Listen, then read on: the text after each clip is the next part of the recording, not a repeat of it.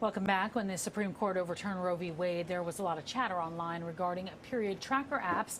Women were being urged to delete them for fear the government would know if and when they were pregnant or not. Yes, let's do a conversation really about just how invasive or necessary app tracking really is. Joining us now is data expert Mico Yuk from the data company Count. Thanks so much for joining us. Yeah, thank you for having me. I'm a data expert and I'm scared.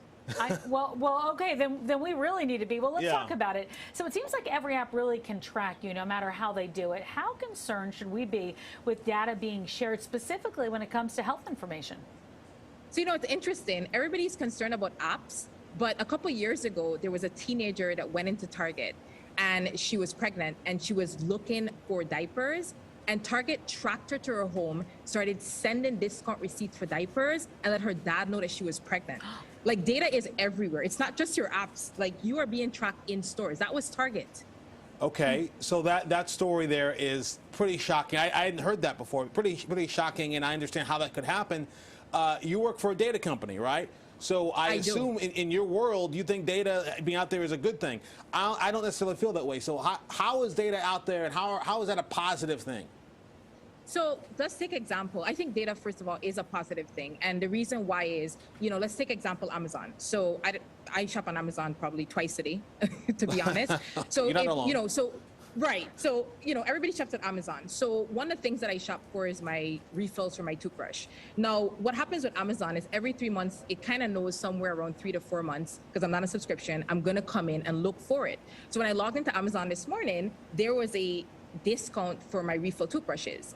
Now, what would happen if Amazon didn't have my data is I would go into Amazon, type in toothbrush, and I might get a broom, which is a brush with bristles. So we need data, right? Having our data creates experiences that allow us to live a better life. It's just understanding how it's being used and making sure that we protect ourselves in these cases like Roe v. Wade.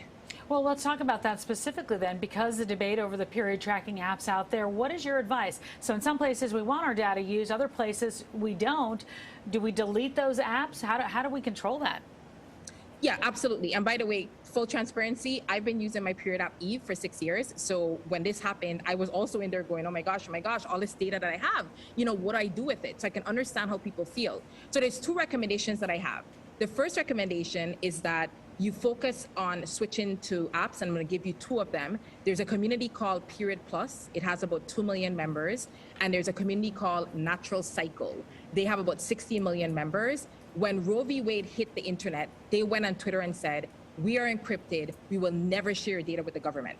So the first thing that I recommend is switching to an app that actually takes your data seriously and will not share it. The second thing I recommend, which a lot of people don't know, is a lot of people use Google Chrome to do searches, right? So they go into Google Chrome. Well, here's the heads up. Google owns Chrome, and so your data is their product. I would recommend switching over to a browser like Firefox, which is focused on privacy. And so Firefox is known for their privacy. It's readily available and doing your searches there. And if you want to be super savvy, I'd recommend getting an alias address that doesn't have a lot of information and using that to communicate, sign up for apps, track your health. So there's a few recommendations on how you can get around this. I feel like I need to go. I got work to do. You got to be super stealthy now, do everything. The one thing I would say, though, as far as, these apps that they promise, oh, we're encrypted, we're not going to give your data away. Right. There's been plenty of instances where they have given it away, because at the end of the day, when Uncle Sam knocks on their door with a signed court order and says, I want information about XYZ, they're going to give them information about XYZ. I mean, that's kind of the way the law works, no? Yeah, I agree. So take, for instance, Facebook, and I actually hate to bring up Facebook because it's so controversial, but, Facebook was subpoenaed 215,000 times last year for data, and 70% of the times they gave up the data. Right? So it's scary stuff out there. So while you can't prevent the fact that they will get legally hit, I will say that because of Roe v. Wade, a lot of them are taking precautions that they weren't taking before, namely some of those that I mentioned, and there are a few more. They're taking a stance to really protect themselves from those hits. But you're right. If you commit a crime, or if they want to come after you and they subpoena the data, some will fight more than others. Some could be protected, but they're going to have to give it up if it's something that the government wants. Gosh, I feel like it all happened so quickly, you know. Yeah. It really did. We put something on, we signed up for one thing, and it's everywhere. Mico, thank you so much for joining us. I'm sure we're going to have you back because we have to keep talking about this. It's a great conversation. Keep this going and keep people safe. Thanks for having me. Take care.